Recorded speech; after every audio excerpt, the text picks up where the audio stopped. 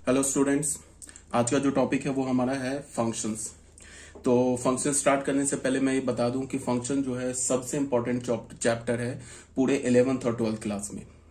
ठीक है, इसमें सबसे बड़ी बात क्या है कि फंक्शन जो है ना वो पूरे मैथमेटिक्स का ना बैकबोन है। इसके बाद जितने तुम आगे के चैप्टर्स पढ़ोगे ना, सब में तुम्हें फंक्शन फंक्शन दिख जाएगा। हर एक टॉपिक में फंक्शन इन्वॉल्व होगा।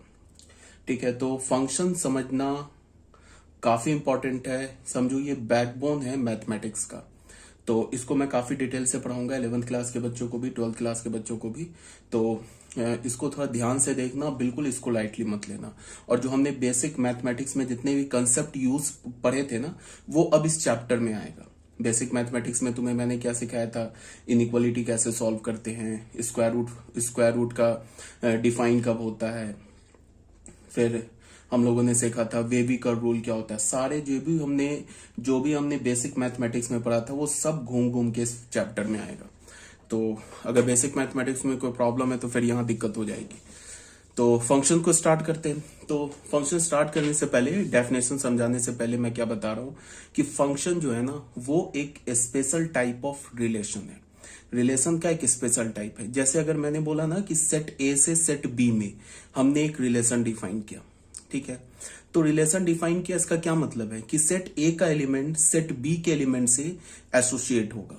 ठीक है, अंडर सर्टन रूल, कि एक रूल के अकॉर्डिंग एसोसिएट होगा। ठीक है, अब ऐसा भी हो सकता है कि सेट ए का एलिमेंट सेट बी के किसी भी एलिमेंट से एसोसिएट ना हो, तो भी वो एक रिलेशन है।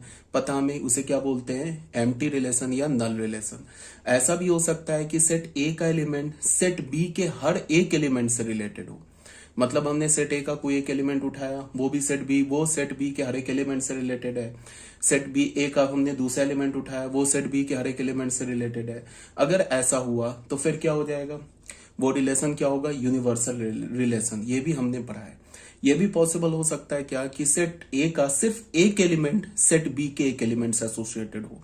यह भी पॉसिबल है कि सेट ए का एक एलिमेंट सेट बी के सारे एलिमेंट से एसोसिएटेड हो। मतलब क्या है कि रिलेशन में हमने क्या किया है, रिलेशन में हमने सेट ए के एलिमेंट को सेट बी के एलिमेंट से एसोसिएट तो किया है, बट रूल से ही एसोसिएट किया है। बट जो हम जिस एसोसिएशन का जो रूल है, मतलब जिस रूल से हम सेट ए के एलिमेंट को सेट बी के एलिमेंट से एसोसिएट करेंगे, उस रूल में अगर हमने कुछ रिस्ट्रिक्शन लगा दिया, ठीक है, तो फिर वो रिलेशन क्या बन जाएगा, फंक्शन। ठीक है, और फिर ये भी पता है आपको कि रिलेशन जो होता है वो क्या होता है। अगर हमने रिलेशन ए से बी में लिया है तो रिलेशन जो भी आएगा, चाहे तुम रिलेशन को सेट बिल्डर फॉर्म में लिखो, रोस्टर फॉर्म में लिखो, एरो डायग्राम में लिखो, किसी भी फॉर्म में रिलेशन को लिखो, वो हमेशा क्या होता है, ए क्रॉस बी का सबसेट होता है। ठीक है, तो हमने क्या बोला अभी कि जो रिलेशन है ना, अगर मैं रिलेशन पे मैं एक सर्टन रूल लगा दूं, कुछ रूल उस पे इम्पोज कर दूं, तो वो हमारा रिलेशन क्या हो जाएगा, फंक्शन हो जाएगा। अब रूल क्या है, वो रूल हम लोग देखेंगे। सबसे पहले हम लोग इसका डेफिनेशन देख लेते हैं। यहां पे क्या है कि set A, let A and B be two non empty sets. A और बी नॉन एम्प्टी सेट्स है। देखो ये डेफिनेशन लिखा हुआ है, कोई इसको रटने की जरूरत नहीं है, बस मैंने ऐसे लिख दिया समझाने के लिए। एक बार इसको देख लो, let A and B two non empty sets, then a rule f, एक rule f which associates each element of A with unique element of B is called a mapping or function from A to B। अभी क्या बोला यहाँ पे कि हमारे पास A और B दो नॉन एम्प्टी सेट है, तो एक rule F which associates each elements of A, यहाँ पे देखो कुछ वर्ड है each, ये एलिमेंट, ये जो each है ना, ये इंपॉर्टेंट है। Each element of A with unique element of B is called a mapping of function। unique भी important है। is mapping और function from A to B। यहां पे क्या बोला कि A और B कोई दो नॉन एम्प्टी सेट्स है, तो एक रूल F जो A के हर एक एलिमेंट को, अब बात को सुनो, A के हर एक एलिमेंट को A के हर एक एलिमेंट को B के यूनिक एलिमेंट से एसोसिएट करे, तो वो रूल हमारा फंक्शन कहला जाएगा। नहीं समझ में आया, कोई टेंशन नहीं है, आगे देखो। Let F is a mapping from A to B, we write as अगर हमारे पास f मैपिंग है a से b में, या f हमारा स्मॉल f फंक्शन a से b में, we write as f is a function from a to b, capital A to b। अगर ऐसे मैंने लिखा ना तो इसका क्या मतलब है, f is a function from set a to set b। Read as f is a function from a to b। जब भी मुझे दिखाना होगा ना कि f हमारा एक फंक्शन है सेट a से सेट b में, तो हम लोग कैसे लिखेंगे, स्मॉल f लिखेंगे, यहाँ पे 2 डॉट लिखेंगे a और यहाँ पे एरो डाल के b डाल देंगे। इसका क्या मतलब होगा, f is a function from a to b। ठीक है, अब हम लोग क्या करेंगे कि जो हमारा पहला सेट होता है ना a, उसके एलिमेंट को इन जनरली हम लोग किससे रिप्रेजेंट करते हैं, स्मॉल x से। और जो दूसरा सेट होता है ना b, इसके एलिमेंट को हम किससे रिप्रेजेंट करते हैं, स्मॉल y से। ठीक है, अब इसको स्मॉल x की जगह तुम z भी मान सकते हो, w भी मान सकते हो, but in general maximum time तुम्हें जो फर्स्ट सेट का एलिमेंट होगा ना, उस फर्स्ट सेट के एलिमेंट को स्मॉल a से रिप्रेजेंट करेंगे, और जो सेकंड सेट का एलिमेंट होगा उसे स्मॉल b से रिप्रेजेंट करेंगे। तो यहाँ पे क्या बोल रहा है, हमारे पास f फंक्शन है a से b में, यहाँ पे क्या बोल रहा है, if x belongs to a associates y belongs to b, then y is called image of x under the function f। ठीक है, यहाँ पे क्या बोला कि अगर हमारे पास x जो है वो एक एलिमेंट है, अगर x एक एलिमेंट अगर ये एसोसिएट्स होता है y से जो कि b का एलिमेंट है, तो हम x को क्या बोलेंगे, ये y को क्या बोलेंगे, x का इमेज। ठीक है, y को बोलेंगे क्या, x का इमेज, और x को क्या बोलेंगे, y का प्री इमेज। x मैंने क्या बोला, इन जनरल क्या करते हैं हम लोग, फर्स्ट सेट का एलिमेंट लेते हैं, y क्या करते हैं, सेकंड सेट का एलिमेंट लेते हैं। अगर मैंने बोला कि x जो फर्स्ट सेट का एलिमेंट है, y जो सेकंड सेट का एलिमेंट है, अगर x y से एसोसिएट होता है तो हम y को x का प्री इमेज बोलेंगे और x को y का प्री इमेज बोलेंगे। ठीक है, ये सब ये है जो हम लोग किस तरह से इमेज का क्या मतलब हो गया, प्री इमेज का क्या मतलब हो गया, सिर्फ ये एक नाम है, या फिर एक इसको कह लो कि हम लोग ऐसे भी बोल सकते हैं कि मैथमेटिक्स के टर्म में इसको हम लोग मैथमेटिकल नेम है। ठीक है, तो यहाँ पे क्या हो गया, और image of x under the function f, और the f image of x, या तो तुम बोलो y को image of x under the function x, या तो तुम बोलो f image of x is y, या फिर तुम क्या बोलो कि image of x under the function f और the f image of x. y को क्या बोल सकते हैं, y को हम क्या बोल सकते हैं, F image of x. F का एफ इमेज मतलब फंक्शन का इमेज, x जो होगा ना, मतलब y को क्या बोलेंगे, F image of x। y is called F image of x, और ये भी बोल सकते हैं y is called the image of x, और ये भी हम बोल सकते हैं y is the value of x under the function f। ये भी बोल सकते हैं y जो है ना वैल्यू है x का अंडर द फंक्शन f। ठीक है, तो y is called the image of x under the function f, और f इमेज ऑफ x और the value of f at x and denoted by fx। देखो ये जो fx है ना, ये fx क्या लिखा हुआ है, समझो ध्यान से, ये जो fx लिखा है ना, ये y लिखा हुआ है। ठीक है, fx किसको हम, इस fx का क्या मतलब हुआ, fx is f image of x, x का f इमेज क्या होगा, fx होगा। ये y को हम किससे लिखते हैं, fx से लिखते हैं। ठीक है, and we write as y is equal to fx। ठीक है, y जो है ना, it is the f image of x। f of x, इसे हम क्या बोलते हैं, y को f ऑफ x भी बोलते हैं। इसका क्या मतलब होगा, x किसे रिप्रेजेंट कर रहा है, फर्स्ट सेट के एलिमेंट को। तो अगर हमने फर्स्ट सेट का कोई एलिमेंट x से रिप्लेस कर दिया, मतलब फर्स्ट सेट के किसी एलिमेंट को हमने लाए और उसको हमने x से रिप्लेस कर दिया, तो उसके क्रॉसपॉन्डिंग जो इमेज आएगा वो y आ जाएगा। ठीक है, तो x क्या हो जाएगा, pre image of y under f। Thus f is a function from a to b। अगर f हमारा फंक्शन a से b में, तो यहां से देखो क्या है, यहां से देखो, अगर हमारे पास f जो है फंक्शन है a से b में, तो हम क्या बोलेंगे, a and b should be non empty. अगर हमारे पास f जो है a सेट से b सेट में फंक्शन है, तो सेट a और सेट b क्या होना चाहिए, नॉन एम्प्टी होना चाहिए। ठीक है, अगर सेट a और सेट a b एम्प्टी होगा तो रिलेशन तब भी हम डिफाइन कर सकते हैं। ठीक है, बट फंक्शन नहीं डिफाइन कर सकते। तो पहला कंडीशन क्या होना चाहिए, a and b should be non empty. दूसरा कंडीशन क्या होना चाहिए, ये ध्यान से देखो, each element of a should have image in b। a के हर एक एलिमेंट का इमेज होना चाहिए बी में। ठीक है, अगर ये रिलेशन होता तो क्या होता, हम लोग ऐसे भी बोल सकते थे कि ए का सिर्फ एक एलिमेंट बी के किसी एक एलिमेंट से रिलेटेड है तो भी रिलेशन हो जाता। अगर ए का कोई भी एलिमेंट बी के किसी भी एलिमेंट से रिलेटेड नहीं है तो भी रिलेशन हो जाता, या ए का सारा एलिमेंट बी के सारे एलिमेंट से रिलेटेड है तो भी रिलेशन हो जाता। बट फंक्शन में हमने रिलेशन पे पहला कंडीशन क्या डाला कि जो सेट ए है ना, फर्स्ट सेट जो ए है उसके हर एक एलिमेंट का इमेज मिलना चाहिए। पहला रिलेशन डाला हमने फंक्शन का। ठीक है, देखो तो फर्स्ट रिलेशन क्या हमारा कि ए और बी क्या होना चाहिए, नॉन एम्प्टी होना चाहिए। उसके बाद हमने क्या बोला कि जो फर्स्ट सेट ए है उसके हर एक एलिमेंट का इमेज मिलना चाहिए सेकंड सेट बी में। अगर फर्स्ट सेट ए के कोई भी एक एलिमेंट ऐसा रह गया जो सेट बी के किसी भी एलिमेंट से एसोसिएट नहीं हो रहा है तो फिर वो फंक्शन नहीं होगा। तो हो गया है दो कंडीशन। तीसरा कंडीशन क्या डाला, no element of A should have more than one image in B. अब अगर ए का हमने कोई भी एक एलिमेंट उठाया, ठीक है, तो उस कोई भी एक ए सेट का एक एलिमेंट उठाया तो उसका इमेज तो बी में होना चाहिए, बट दो इमेज नहीं होना चाहिए। मतलब क्या, यूनिक इमेज होना चाहिए। अगर मान लो ए सेट का हमने कोई एक एलिमेंट वन उठा लिया, मान लो सेट ए में वन एक एलिमेंट है, वन किससे एसोसिएट हो गया, टू से। ठीक है, तो फिर वन टू से एसोसिएट हो गया तो वन अब दूसरे किसी भी सेट बी के किसी भी एलिमेंट से एसोसिएट नहीं हो सकता है, वन का यूनिक इमेज होगा। हाँ, सेट ए में मान लो कोई एक एलिमेंट है थ्री, तो थ्री भी टू से एसोसिएट हो जाए तो वो चलेगा, बट वन और किसी से एसोसिएट नहीं होना चाहिए। मान लो सेट ए का कोई एक एलिमेंट है फोर, फोर किससे एसोसिएट हो गया, वन से, या सॉरी वन तो फर्स्ट सेट का एलिमेंट, फोर एसोसिएट हो गया हमारा टू से, टू किसका एलिमेंट है, बी का, तो भी चलेगा, तो फिर फंक्शन हो जाएगा।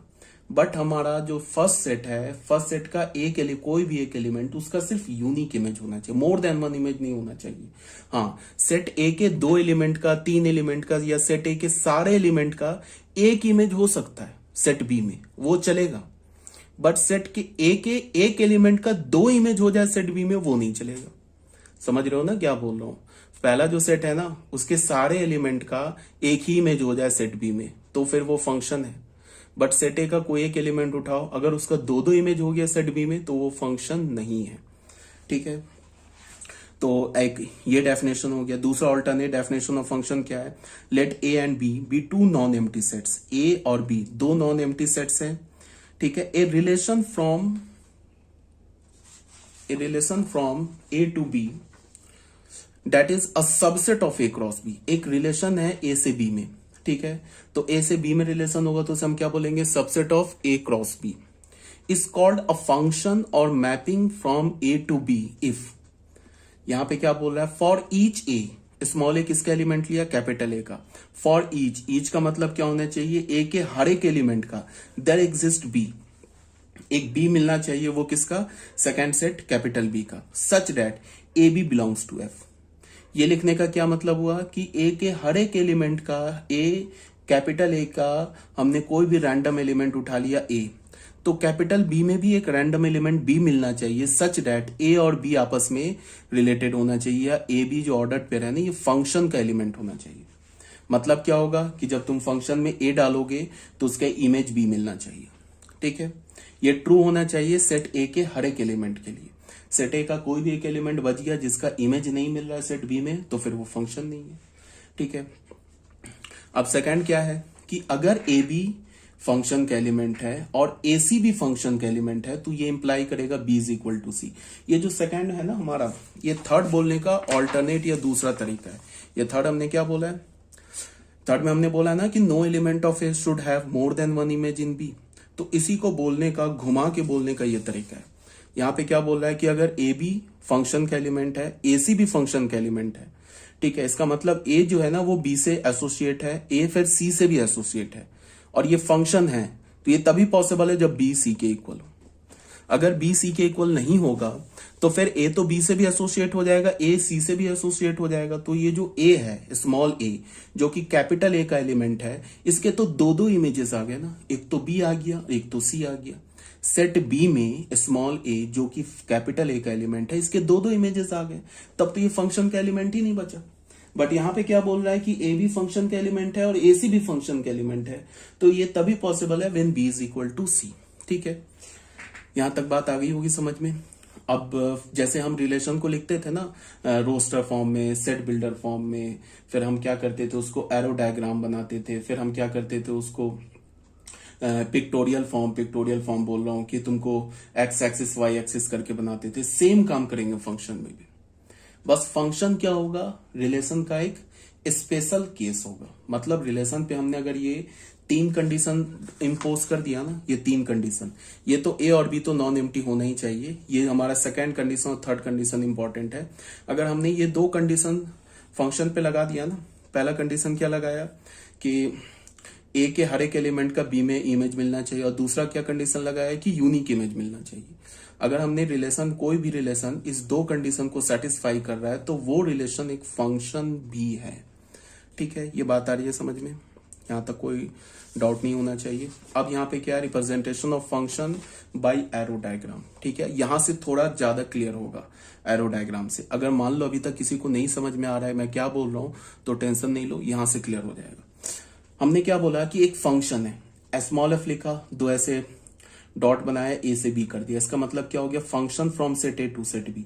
हमने बोल दिया कि ए से बी में फंक्शन है, तो ए सेट हमने क्या ले लिया 1 2 3 4, बी सेट क्या ले लिया 2 3 5 6। ठीक है, अब हमने क्या बोला कि एफ ऑफ वन, जैसे मैंने क्या बोला था, मैंने बोला था कि हम कैसे लिखते हैं, हम लिखते हैं y is equal to F X, ऐसे लिखते हैं ना, y is equal to F X लिखते हैं फंक्शन के लिए। इसका क्या मतलब है कि x कहां से आएगा, ये आएगा a सेट से, और ये y कहां से आएगा, ये आएगा b सेट से। इसका मतलब कि हमने सेट a का कोई एलिमेंट यहां डाला ना, f ब्रैकेट के अंदर हमने सेट a का कोई एलिमेंट डाला ना x, तो उसका इमेज क्या आ गया, y आ गया। ठीक है, तो ये नोटेशन है। और फंक्शन को हम कैसे लिखेंगे, f लिखेंगे, उसके बाद a सेट बनाएंगे और b सेट बनाएंगे। इसका क्या मतलब हुआ, f is a function from set a to set b, ये मतलब हो गया। ठीक है, तो यहां पे देखो हमारे पास क्या है, हमने क्या लिखा कि ये x की जगह 1 डाला, तो f ऑफ 1 क्या है, f ऑफ 1 y है, ये समझना है। एफ एक्स वाई है ना, तो एफ ऑफ 1 वाई है, तो वाई का वैल्यू क्या हो गया 2। इसका क्या मतलब हो गया कि जो सेट ए है इसका जो एलिमेंट 1 है ना, ये बी सेट के 2 एलिमेंट से रिलेटेड है।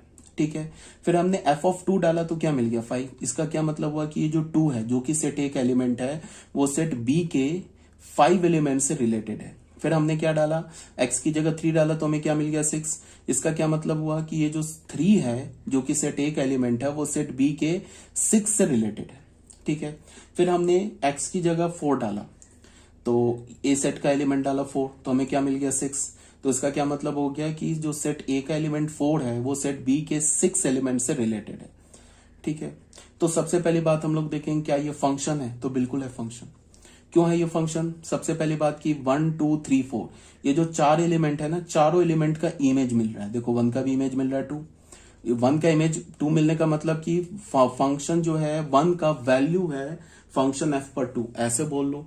या 1 का इमेज है 2 का इमेज क्या है 5, 3 का इमेज क्या है 6, और 4 का भी इमेज है 6।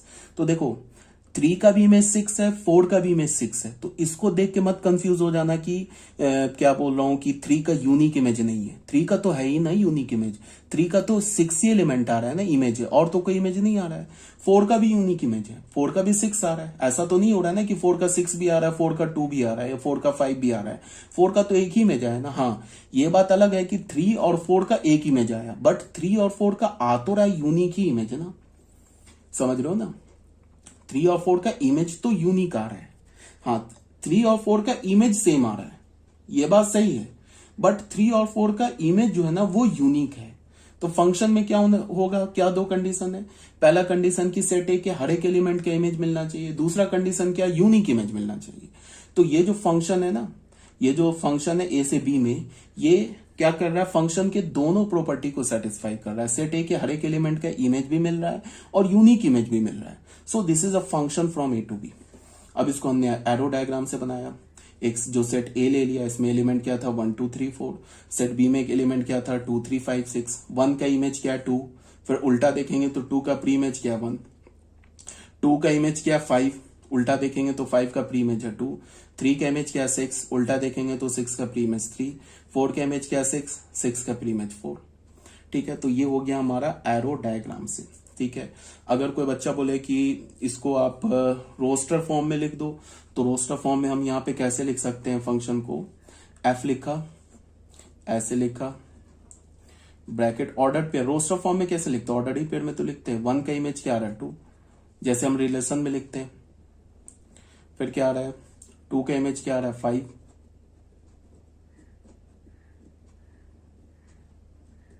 फिर क्या आ रहा है 3 का इमेज क्या आ रहा है, 3 का इमेज आ रहा है तुम्हें 6। ठीक है, 3 का इमेज हमारे पास क्या आ रहा है 6, और 4 का इमेज क्या आ रहा है 6। तो ये क्या हो गया हमारा, ये बच्चों हो गया किस फॉर्म में, रोस्टर फॉर्म में। आ रही है मेरी बात समझ में, से कोई प्रॉब्लम तो है नहीं। ठीक है, तो ये हमारा हो गया सेट ए, और ये हो गया हमारा सेट, ये हो गया हमारा फर्स्ट डेफिनेशन। ठीक है, अब बच्चों आ जाओ सेकंड पार्ट में। सेकंड पार्ट में क्या है हमारे पास कि एक सेट ए दे रखा है, देख लो। इसके एलिमेंट क्या 1, -1, 2 एंड -3। सेट बी में एलिमेंट क्या 1, 4, 9, 10, 11। अब यहाँ पे एक रूल दे दिया। ठीक है, अच्छा हम लोग जनरली फंक्शन में क्या करते हैं कि फंक्शन में जैसे हमने रिलेशन में क्या लिखते थे, रिलेशन में हम जब सेट बिल्डर फॉर्म में लिखते थे, सेट बिल्डर फॉर्म में, तो हम एक रूल देते थे ना, जिस रूल से सेट ए का एलिमेंट सेट बी के एलिमेंट से एसोसिएट होता था, रूल देते थे ना। वही रूल यहां हम फंक्शन में भी देंगे, बट फंक्शन में जनरली एज अ फॉर्मूला लिखते हैं। एज अ फॉर्मूला लिखने का मतलब कि हम एक ऐसा फॉर्मूला लिखते हैं जिस फॉर्मूले में एक्स